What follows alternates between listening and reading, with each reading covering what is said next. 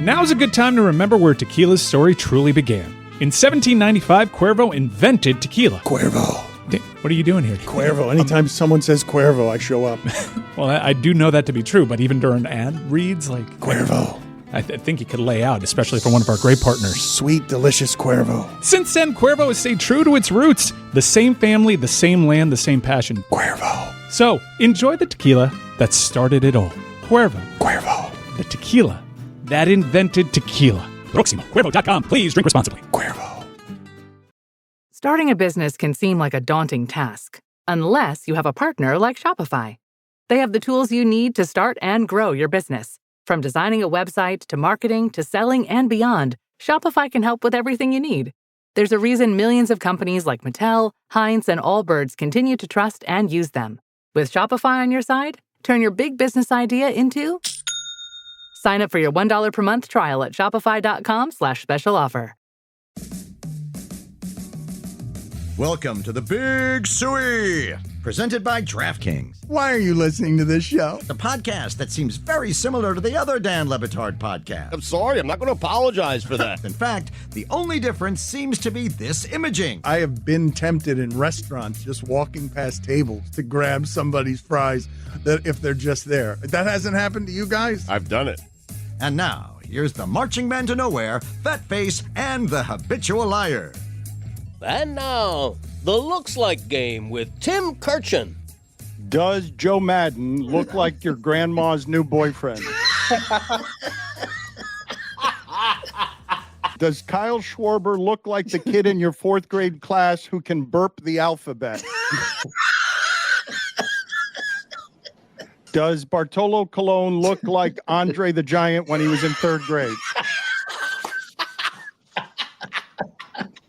Does Bryce Harper look like the guy who married Hunter Pence's wife while Hunter Pence was lost at sea?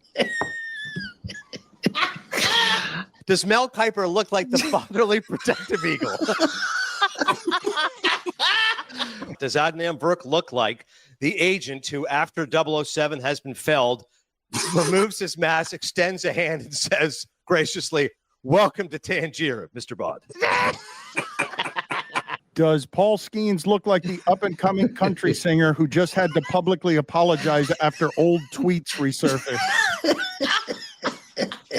Or does he look like the small-town cop who looks the other way when local college kids buy beer from the corner store, as long as they bring him his favorite candy bar, a Snickers, a Mountain Dew, and a copy of that day's paper when they leave?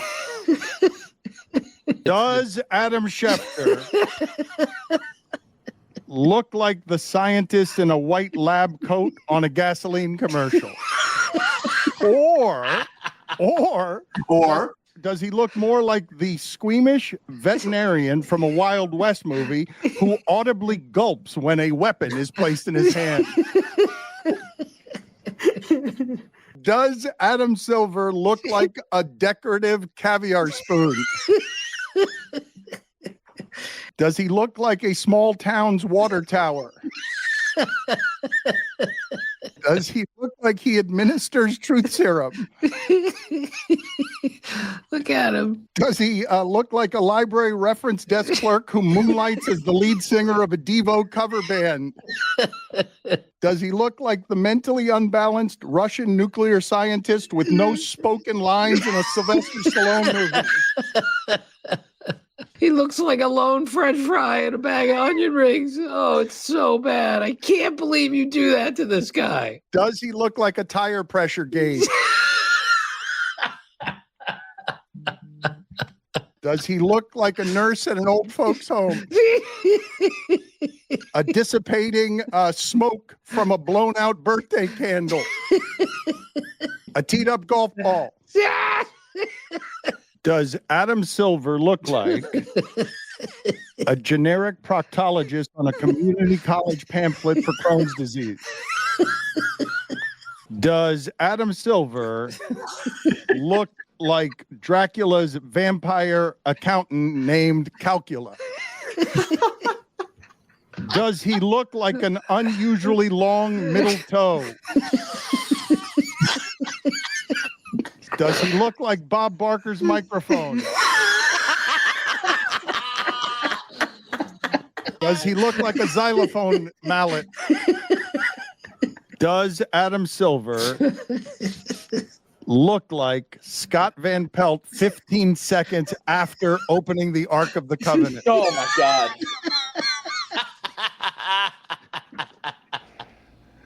Greg, who are you railing against particularly when you yell about Bill Zito's omission as Executive of the Year? Do you know who you're railing against? Do you know who the voting committee is on this? I do not. Okay, because the Executive of the Year, it's known as the Jim Gregory General Manager of the Year Award. It's 42-member panel, 32 GMs. Okay. 5 NHL executives, and 5 print or broadcast media members. And Roy. Journalist Roy. So that's the group, though. It's 42. Right. So who are you what are you railing against? The GMs are the ones who are telling you that's the vote. Okay. They're the majority of the voters. Okay, there's something fishy here. If I'm speaking to those 42 voters right now, I am saying, why not the two-time champion who has swung this deal and that deal and this deal and that deal and the Tkachuk trade, one of the greatest in the history of the league? What exactly are you looking for in that trophy that Bill Zito hasn't earned? I want them to explain their decision-making. That's all. I think if you, I'm backing up my dad here. If you put all the GMs in a room and you just say, I know it's a yearly award, the last 2 years, team you would like to be, team that seems to be put together the best. I mean, isn't it obvious? Like, it's crazy. It's not like they're a Cinderella. Like, this team, everyone acknowledges, like, is just the depth. Every position. They're not weak anywhere. So the Stars GM has won it 3 years in a row? 3 years in a row where they've lost in the conference finals every season. All right, so this is what I wanted to ask you guys within the context of this, because I saw that last week, and I didn't want to just skip right past it, that Masai Ujiri was out with the Raptors, and this was a person who I knew to be good at his job. He won a championship in Toronto. He made the right moves that allowed him to get the right players.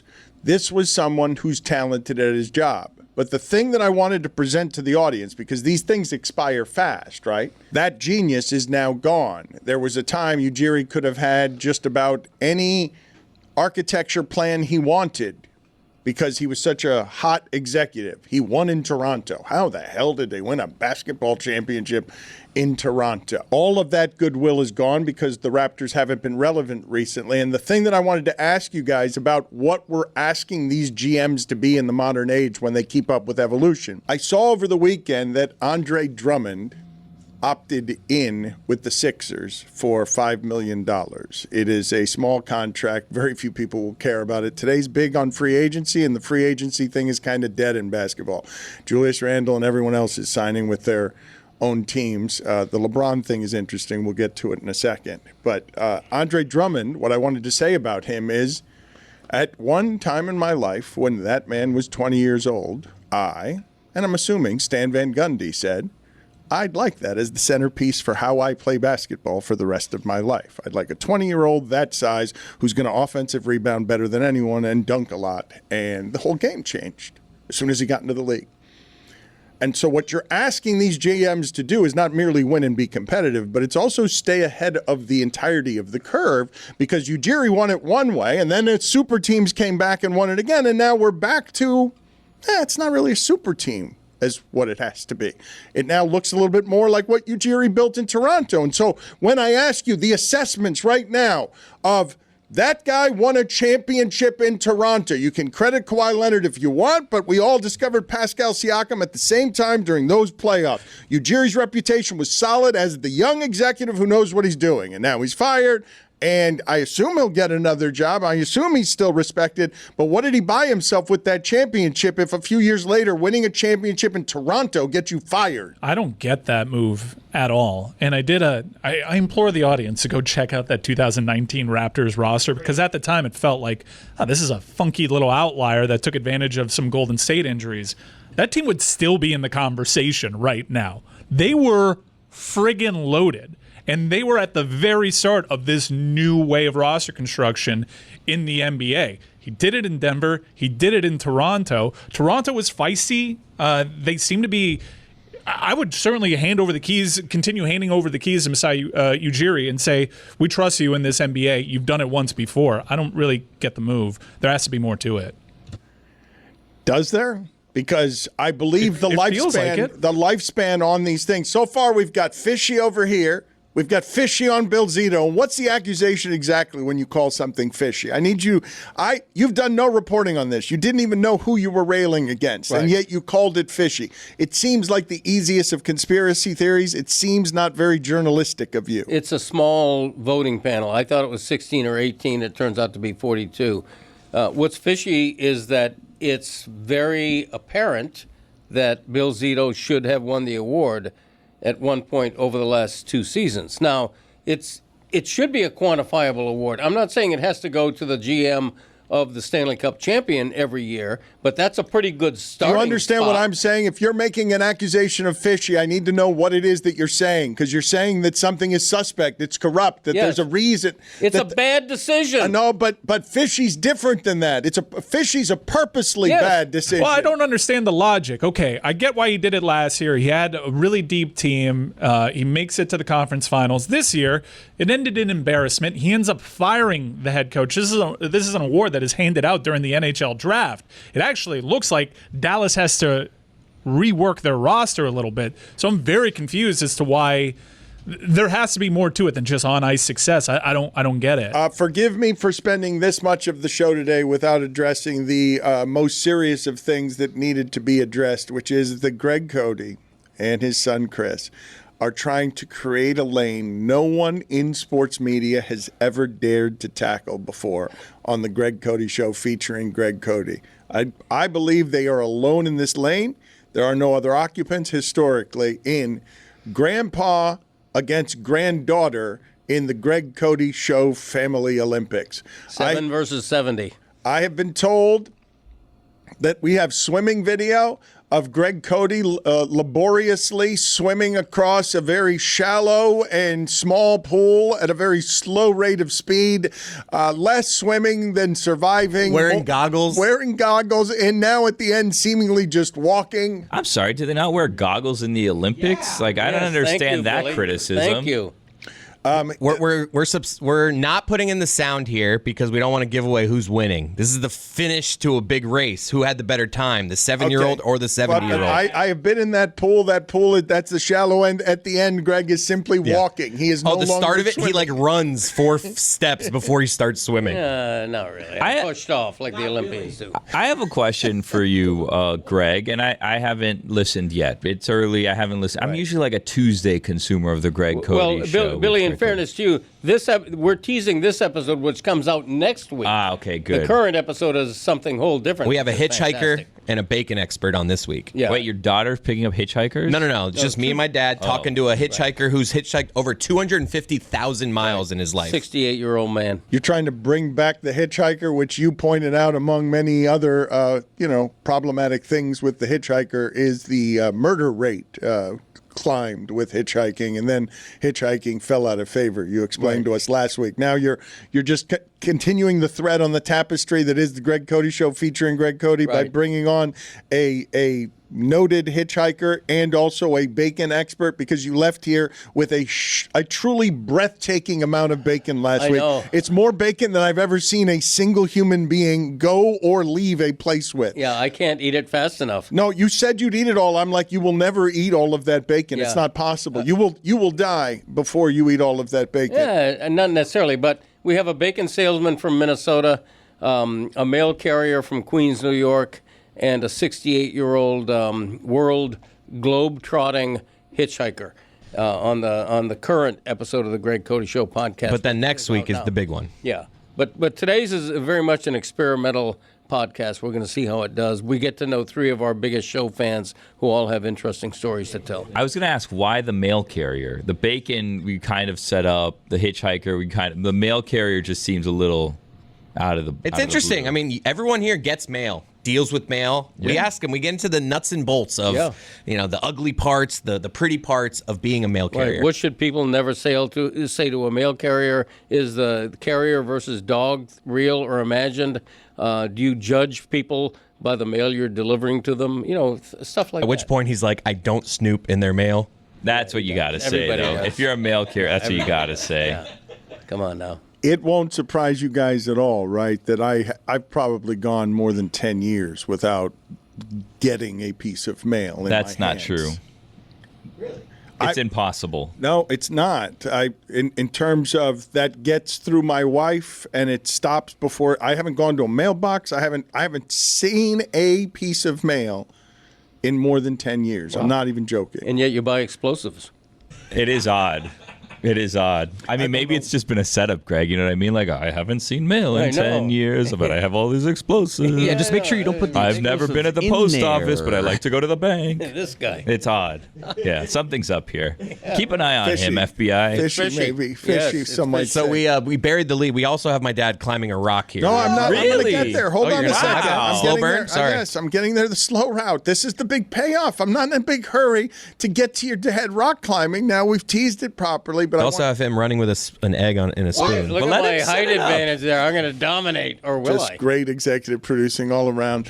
We'll get to that. Yeah, Pace ourselves. We've got a whole Olympics in front of us, and the Greg Cody Show featuring Greg Cody requires promotion. Now, Greg, I don't want to cast doubt or question onto your 7 versus 7D Olympics. You guys, I will say, love the Olympics. You guys are constantly having competitions against each other Every it would seem. summer. It seems like it's a thing you guys do a lot. Now, She's going to win when it's 8 against 80. well, here's my question. I hope you didn't give any spoilers there. Seriously. Here's the question, though, because a lot of grandpappies, they let the granddaughters win.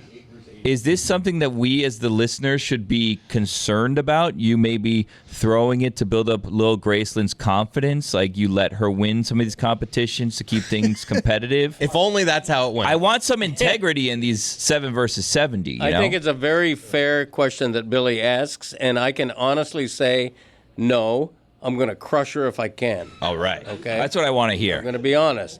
Because I don't believe in coddling someone and saying, oh, here's a consolation ribbon, a participation ribbon. No, if she can't climb a rock wall faster than Pop. It's not a rock wall, it's at a play place. She doesn't deserve to All win. right, but let's and forgive me. I'm sure I'll be hearing from my math friends that it can't be 8 against 80 if it's 7 against 70. I was going to let you slide on that. But let's play this aforementioned rock climbing, please, where you guys can see both the dramatic tension of Greg trying to indeed kick his Kick her ass, granddaughter's Greg. ass. Yeah. No, he but gets off to a watch. good start. No, Watch but what happens. Wow, no shoes. Yeah, I They make you wear these No, socks. those are professional. No!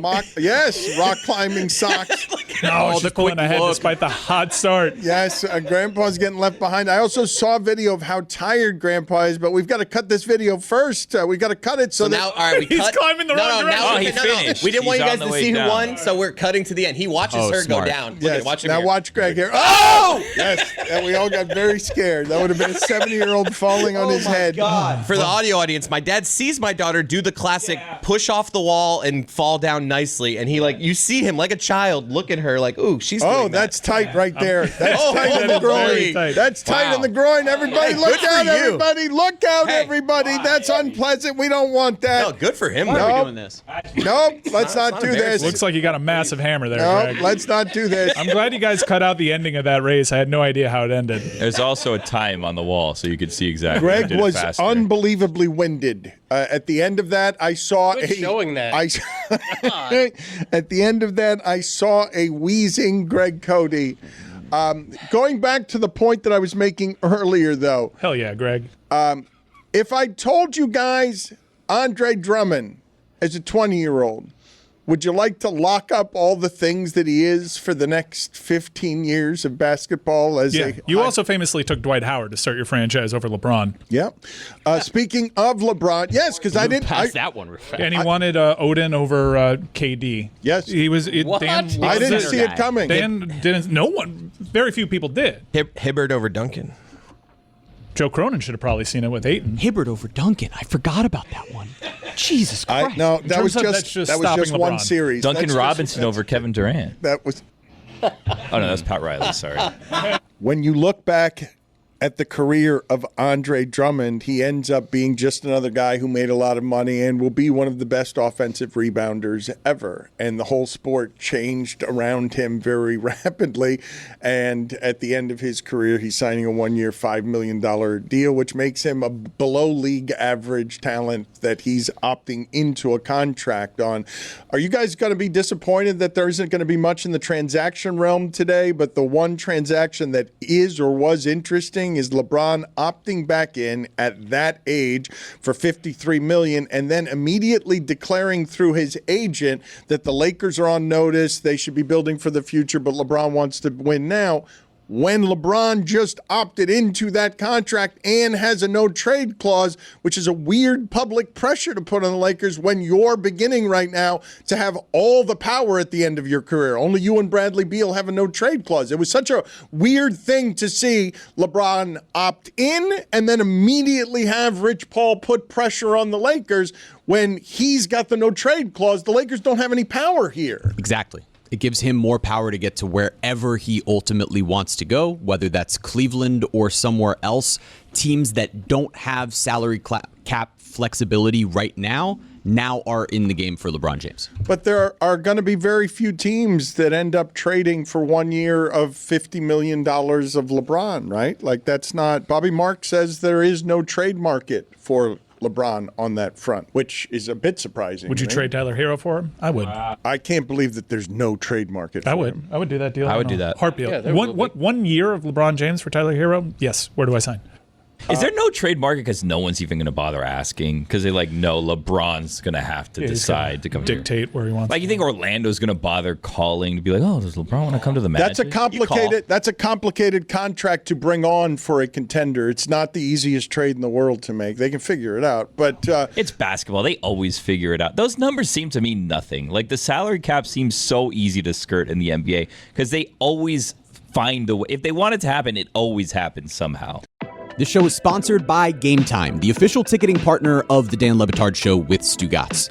And folks, let's be real. Buying tickets for concerts or games is usually a pain. You hop online early, you wait in some never-ending virtual queue, which I truly can't stand, and by the time you get through it, prices are sky high or tickets are gone. It's the worst. But that's why I use Game Time. Look, you guys know me. I'm a white guy who likes to project like he thinks he's smarter than other people, which means Vampire Weekend is one of my favorite bands. And when Vampire Weekend was coming to town just a couple of weeks ago, I was looking for tickets, and not only did I find amazing seats on Game Time, but I actually saved a ton of money. Game Time has last-minute deals that let you save up to 60% off for concerts, comedy, theater, sports, you name it. And soccer fans, how about you listen up? Game Time's offering 10% off exclusive zone deals for FIFA World Cup matchups. Big matches, great sections, and even better prices. You can see the view from your seat before you buy. Checkout takes just 2 taps. There are no surprise fees. What you see is what you pay for. So take the guesswork out of buying concert and show tickets with Game Time. Download the Game Time app, create an account, and use code DAN for $20 off your first purchase. Terms apply. Again, create an account and redeem code DAN for $20 off. Download the Game Time app today. Last minute tickets, lowest price, guaranteed. 4th of July savings are here at the Home Depot, so it's time to get your grilling on. Pick up the Traeger Pro Series 22 pellet grill and smoker, now on special buy for $389, was $549. Smoke a rack of ribs or bake an apple pie, this grill is versatile enough to do it all.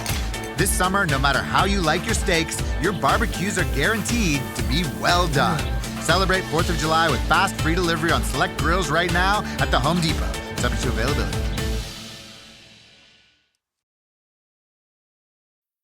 You know that one friend who somehow knows everything about money? Yeah, now imagine they live in your phone. Say hey to Experian, your big financial friend. It's the app that helps you check your FICO score, find ways to save, and basically feel like a financial genius. And guess what? It's totally free. So go on, download the Experian app. Trust me, having a BFF like this is a total game changer.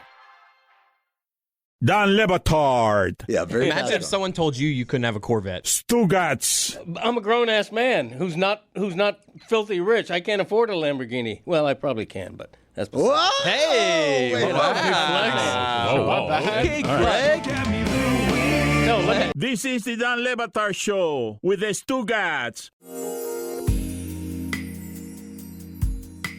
I wanted to bring in Mike Florio here because a story from last week, I want to continue to put it in front of you. And Florio is not just someone who's great at the football information. He's also got a legal background that allows him to parse through some issues that the rest of the media is very good at avoiding. So, Mike, thank you for joining us. I wanted you just to help walk me through what the Pablo Torre finds out story was in reality and why it didn't reverberate the way that I thought it should reverberate, why that story didn't have the legs that I thought it had. And thank you for joining us, by the way. Hey, Dan, thanks for having me. Great to talk to you again. This all started back really a few years ago when DeMaurice Smith, the former NFLPA executive director, was on one of our shows, either PFT Live or PFTPM, and he said that a collusion grievance was coming on the issue of fully guaranteed contracts for certain quarterbacks. And within weeks after that, they filed it. This was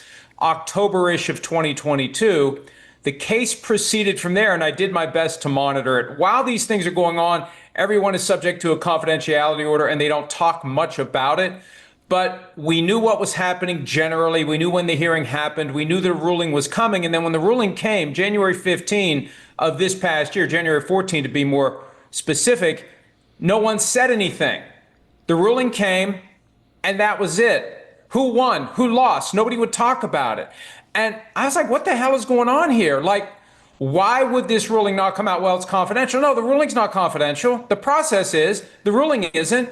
You can talk about it. Why is nobody talking about it? So I started banging that drum back in late January, early February. And, you know, the NFL always has a bright, shiny object that can distract us, and things can easily be ignored and overlooked and forgotten.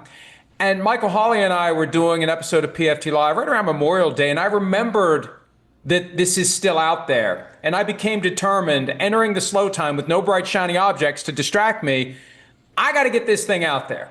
So I was determined to do it, and Pablo and I were talking about other things, his Belichick coverage, because I, like him, believe that it's something that is a bigger deal than many would say who were trying to shout it all down. So we got to know each other that way. We developed a friendly competition. Let's see who gets it first. He got it, and it was amazing because at the end of the day, the NFL was caught with its hand in the collusion cookie jar. The arbitrator gave them a pass. I think the arbitrator got it wrong.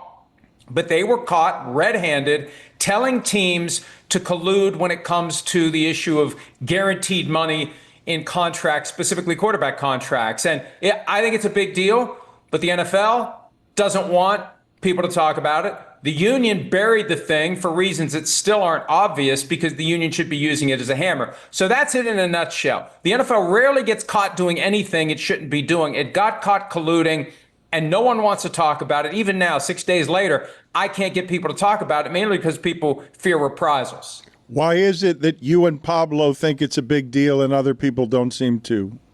Well, I mean, you always have a bias that your reporting is important when it's the result of the work that you put in. I understand that. But I think the fact that this group of multi-billion-dollar businesses that are supposed to be operating independently, they have limited antitrust exemptions that allow them to come together from time to time. Beyond that, they're not allowed to come together. And it's been suspected for years when they get together 4 times a year, every 3 months or so, and March is the big annual meeting, it's been suspected that they do collude. They do compare notes.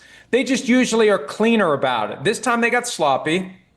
This time there was a paper trail. This time there was circumstantial evidence of both a direction to collude and actual collusion. And it made it fascinating because we finally were able to show this is exactly what's going on. And Dan, like in so many other situations, the cover-up is worse than the crime. And the failure of the NFLPA, this is the most fascinating aspect of it to me, because this thing should have become a cudgel in multiple different ways and forms and fashions to try to give the union some leverage against the league. They put the thing in a vault and locked it and won't talk about it. And both sides, they wouldn't let anybody read it. They didn't distribute the thing. It was like it never even happened. So what becomes far more compelling, I think, for Pablo and for me is the idea that once this thing hit, both sides have worked so hard to keep it a secret. Do you have any hypotheticals there that we can get to on why it is that the union wouldn't want any of this seen? But before I get to that question, is there anything behind you in what seems like a really lovely kitchen that has any meaning to you? Is there any glass back there or anything behind you that would be something that you're attached to? No, it's just what's behind me. And this is actually... And I'm not trying to flex, I'm just answering your question. This is the wine cellar in the house that we bought that we keep no wine in.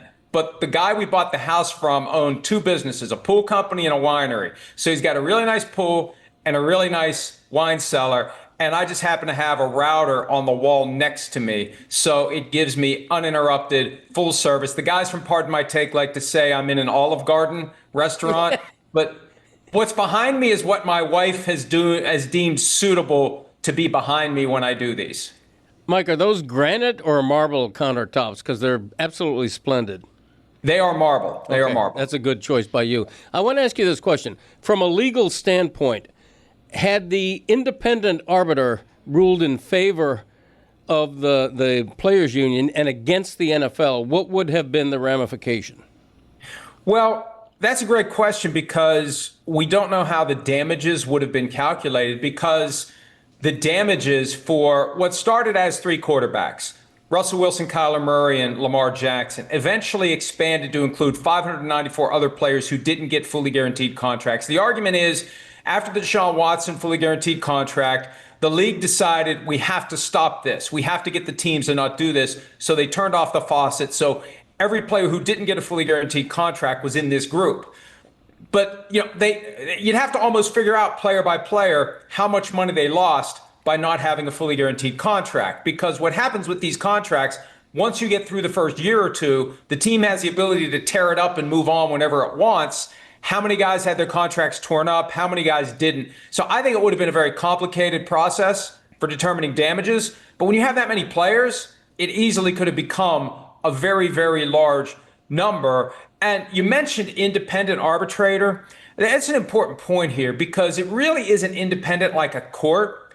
The arbitrator is selected by both the union and the league, and either side can pull the plug on the assignment at the end of the current term, whenever they want. And I think there's a political analysis that any arbitrator in that kind of a setting has to do when, as in this case, he was expected. The argument was that the owners were claiming they don't collude, but the circumstantial evidence proved otherwise. You're basically finding that multiple NFL owners aren't telling the truth when they say we didn't collude because the circumstantial evidence proved otherwise. And I think that made it hard from a political standpoint for the arbitrator to come to that conclusion because I just think he got it wrong. I think not only was there an attempt by the league to collude, the owners did collude, and that's why the league ultimately won. The arbitrator wasn't willing to go that far and say they did collude. What a fart noise for you and Pablo, though, for you guys to be here being like, the arbiter got it wrong. You get the 61-page report,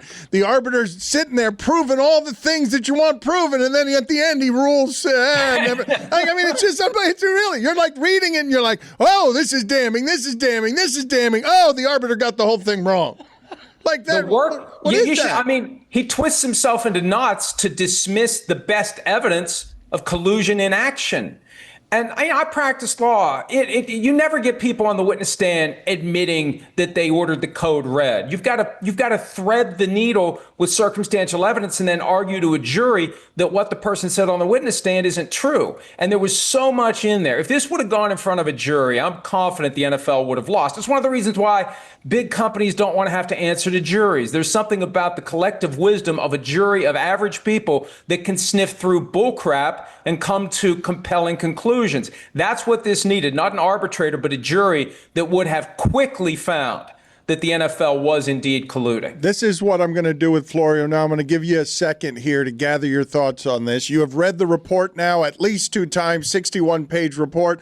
I ask you to think what you think the most interesting or damning or offensive details are in there. If there are 3, if there are 2, if there are 4 or 5, and produce for me a top 5 list or a top 3 list in descending order or in ascending order of what is the most interesting fact in that report. Are you ready to do this? I can do that. I can give you 3. All right, let's go. 3? Yes, let's start with number 3, the bronze medalist. Well, the bronze medalist is footnote 25, which explains away J.C. Tretter's pejorative criticisms of Russell Wilson, because Tretter was the NFLPA president at the time. He had some choice things to say about Russell Wilson when he didn't hold the rope in this game of tug of war to try to make the Deshaun Watson fully guaranteed contract spread to others. Because if it had spread to others, maybe the new status quo would have been everybody gets fully guaranteed contracts. So Tretter didn't like that. He said some mean things about Wilson. And the thinking is one of the big reasons this thing got buried was to protect Tretter and his aspirations to become the NFLPA executive director at some point. All right, so your timing was bad on that, Chris Cody, but I don't blame you. We're gonna coach Mike Florio up a little more on this game. It's not your fault. It's okay. What did I do? No, it's okay. We just sort of need number 3, and you need to give us like a tight sentence, and then he hits the fanfare, and then you explain it. You couldn't have known. You're a novice to the game. Sorry. That's okay. I blame Chris Cody, but it's all right. Number 3. Okay. So, number 3, footnote 25, which shows that J.C. Tretter had reason to keep this thing quiet. That's how you do it. There it is. All right. You can be taught. All right. Number 10. Second chances. Right. Number 2. Number 2, former Walmart CEO Greg Penner giving a crap about his competition. Bang. Do you want more details? Yes, that's where you elaborate. Okay. Yes, you're gonna. Right. On the last one, you're really going to nail this. I feel like we're going to dismount perfectly. So, the discovery process that preceded the hearing in this case found internal communications, emails, texts, etc., where Greg Penner, the former Walmart CEO, who was running the Broncos post-August of 2022 and was there when they were doing the Russell Wilson contract, he was informing his other owners, the other partners in the ownership of the Broncos, about the Wilson deal and making comments along the lines of other owners will like this. And the first thing I thought was, this guy was the CEO of Walmart. Do you think there are any emails within Walmart when he was the CEO that had comments like, Target will really like this? And it is absolute proof that these businesses that are supposed to be in competition are in coordination, which is another way of saying in collusion. You should never care whether your business decisions will help a competitor. If anything, you want your business decisions to hurt a competitor. You want the thing that you do that is right for you to be wrong for your competitor, and your competitor to be forced to pick a bad lane. So that to me was so damning, because in any other business, you are never going to think how much this might help one of your competitors. Number 1, according to Mike Florio, Pablo Torre finds out is the name of the podcast. This reporting was very strong. This episode, as most with Pablo are, was very strong. Number 1, Mike Florio.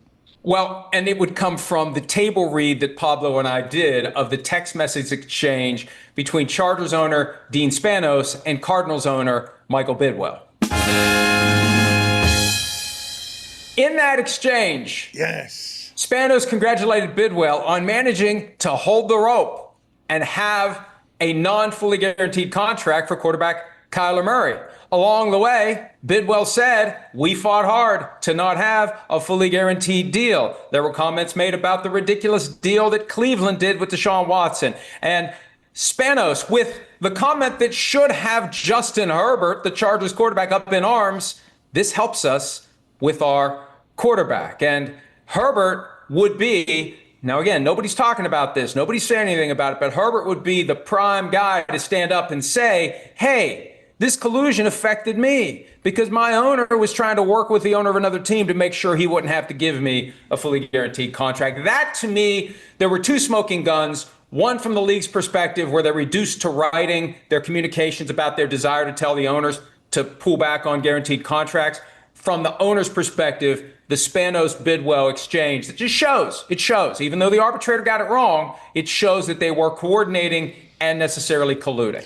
Florio, I just hate that you and Pablo can't get this thing off the ground because you have to keep saying some form of, even though the arbitrator got it wrong. I know, and he did. But that's the thing. I don't understand why. Now, I must have done 15 radio and podcast appearances last week that I ordinarily wouldn't have done. So some folks get it. But the people who are in position to advance the ball, and think about it, there is an army of reporters who devote their professional time to covering the NFL. And when a story like this comes along, there are ways to advance it. You get comments from players, you get comments from agents, you get different angles. You talk to an expert if need be to tell you what this all means. How many stories do we see where there are quotes from a professor from NYU or this guy or that guy talking about what this all means?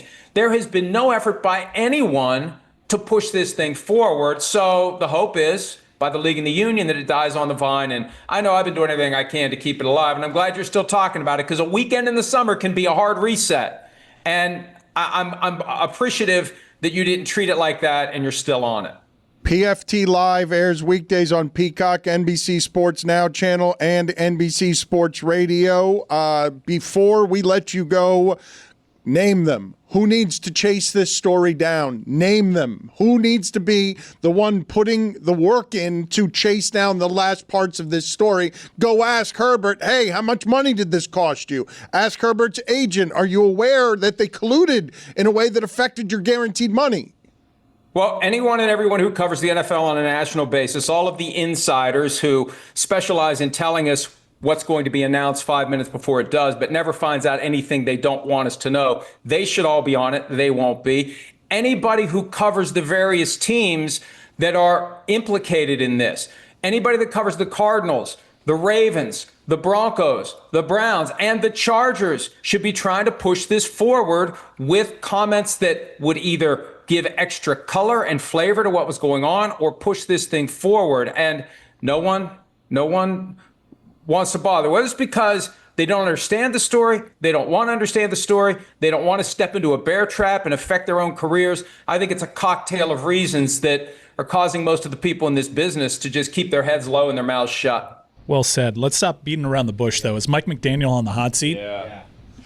Well, he should be. It all comes down to what Stephen Ross is going to do. And he's 85. I remember when Leon Hess, when he was 80, fired Pete Carroll and said, basically, I don't have much time left. I'm trying to win. I don't know what Ross is going to do. But when I went through a list last week of who I think should be on the hot seat, I would say McDaniel's getting there. It's year 4. We're hearing about culture change every year. When you start having an annual conversation about culture change, that gets you closer and closer to coaching change. And when they fired Brian Flores, who was the Bill Belichick hard ass, they overcorrected. We see that all the time. You fire a coach, you get the exact opposite. And I think they went too far the other way. The guy's too nice. He's too much of a player coach. And that's starting to come back to bite them. And I could see them trying to go the other way. Maybe they'll overcorrect again. Hey, no, stop interrupting the man. We wasted his time. No, we didn't. That's sprinklers and Liev Schreiber right there. Get me back to football. First 15 minutes we wasted his time. That's what I'm saying. We wasted his time for 15 minutes because we threw it into the wheelhouse of hot seat, and all of a sudden Florio's galloping like it's playoff He put time. together an entire list. What's the rest of that list look like? Tell Real quick. Say it slowly. Do it in the cadence of a sprinkler at the start of HBO's Hard Knocks. Yeah. I got Mike McDaniel. I got Brian Daboll. Oh, yeah. Shane Steichen. A little slower. Hot seat. Yeah. Brian Callahan. Nice. Hot seat. Romantic voice, please. Dave Canales. Hot seat. I'm close. Already? Lewis, dim the lights. Mike Tomlin. Not Tomlin. What? Not Tomlin. Oh, They're wait. never gonna fire Tomlin. Hey. What? Everybody wants Tomlin to be on the hot seat except Art Rooney. They're never going to fire Mike Tomlin. Ever. McDermott. See you later, Florio. Good seeing you. Thanks, guys.